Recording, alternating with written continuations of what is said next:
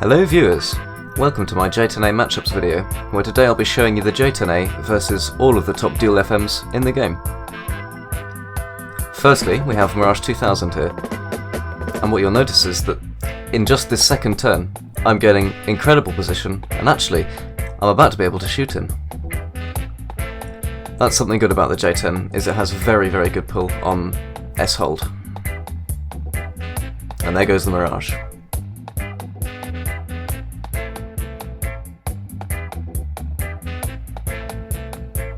But there's more to a fight than simply turning in a flat circle, so let's see what happens if we actually play the game. I black out quite badly in the first turn, but the positions remain relatively equal. At least until I go for an attack that I really shouldn't have. But luckily, because of how well this plane turns, I'm able to pull directly out of his nose. And actually create a very equal position for me in loops.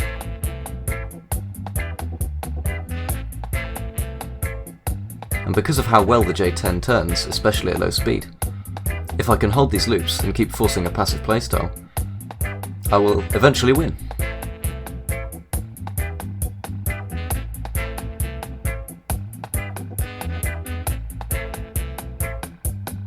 Turn by turn you can see I'm getting more and more position on him.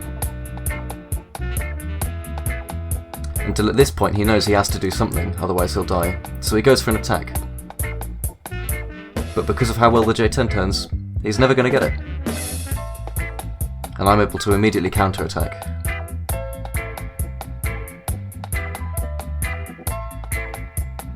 And it's up to me to hit the shot. Which I do.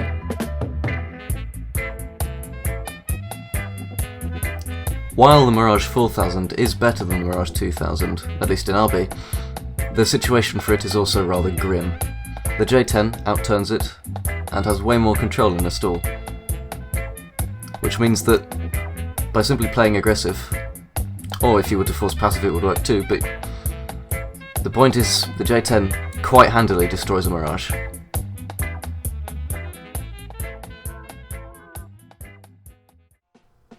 Next up is the F-15A, which unfortunately also doesn't really have anything to do to a J-10.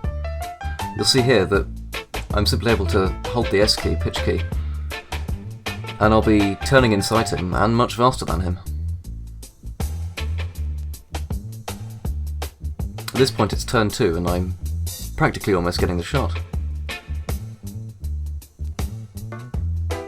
In fact, I very nearly get it there. And then at this point it's completely over for Ibis in the F-15, because the J-10 is just that vicious.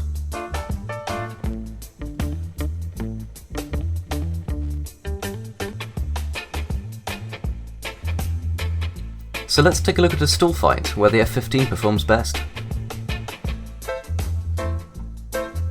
I have a much worse entry into this fight, as Ibis is below me. But luckily I appear to have dropped more speed than him. The J-10 has very good stall control and is able to keep the nose up at very low speeds. Ibis makes a mistake in attempting to go for a shot early, and loses his plus 90 position. I'm then able to pitch down and take him out. I think the F-15 does win a stall fight, but remember that the J-10 can always just avoid them.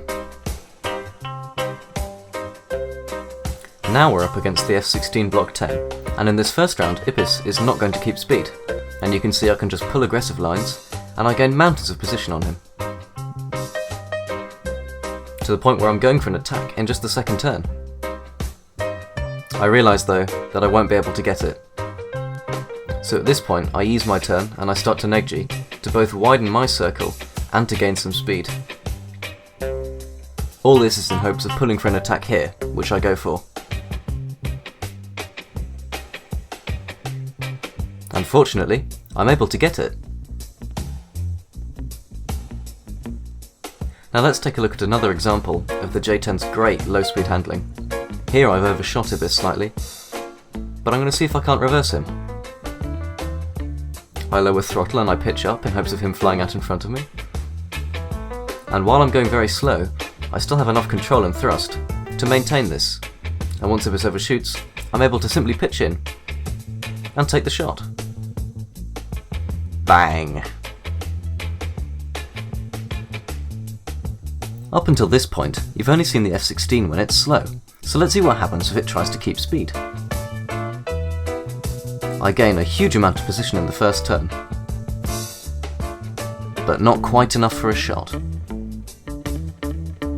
And that's the closest I'm going to get in the whole fight. Since Ibis is staying fast, he outrates me significantly. I can't neg-G because if I open my circle at all, he'll pull in and kill me, and I can't break rate because he'll do the same. At this point for a J-10, your best bet would probably be to try and force a head-on by extending, but for the demonstration I'm keeping rate. And remember that F16 can always keep speed against J-10.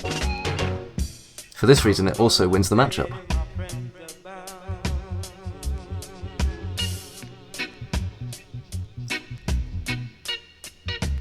After enough time has passed, Ibis gains enough position that he decides he can cache his speed and go for a shot. And because I'm so slow, I can't do anything about it.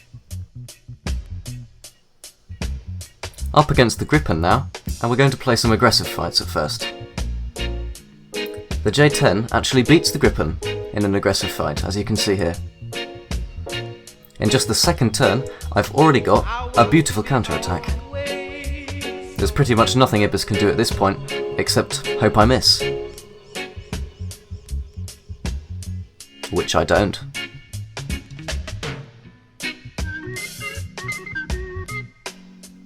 In the second round, again I'm going to merge very aggressively. Ibis initially pulls away, but I keep the aggro, and I attempt to force an upward spiral.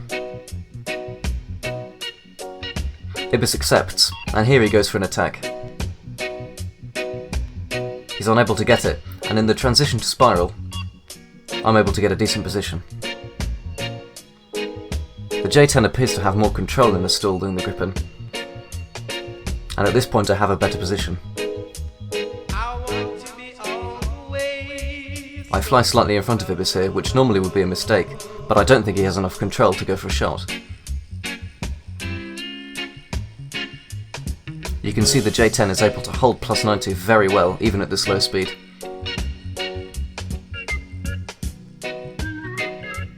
Ibis loses his plus 90 position and begins to fall out of the stall.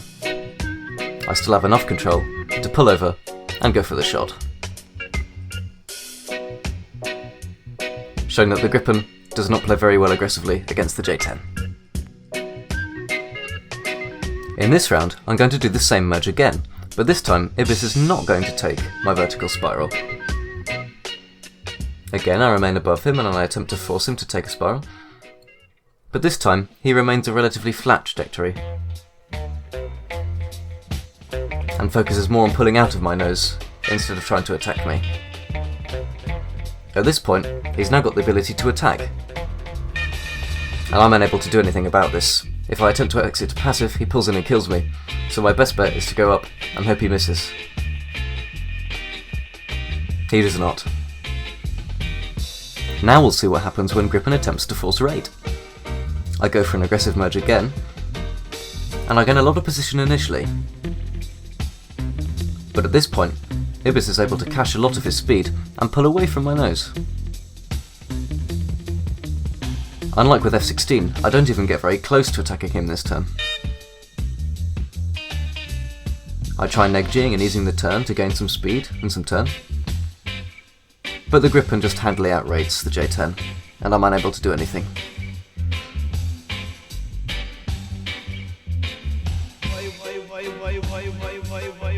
He steadily gains position on me, until I decide I have to make a move. So I go for an attack, to try and break rate or force a spiral, but Ibis has enough speed to cash it in and pull into me. The final thing to show is that when entering rate, the J-10 can attempt to widen the circle, gain some speed, and force a head-on against the Gripen. At this point, Ibis has a lot more position in rate than me, but I have enough speed to pull in and attempt to force a head-on, and in this case I get a trade.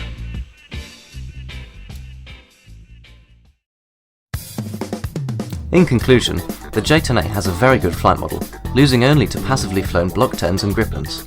The gun leaves a lot to be desired, however, as the GSH has very low velocity, and the J-10 doesn't even have that much ammo for it. When played by lesser skilled players, the J-10A may even appear to be better than Block 10 and Gripen, simply because the win conditions for those planes rely on you having some knowledge of dual lines, or keeping speed. And when fighting F-15, you may lose to it in a stall, but you can always avoid that by forcing passive gameplay yourself. That is all for today, thank you very much for watching, and see you later.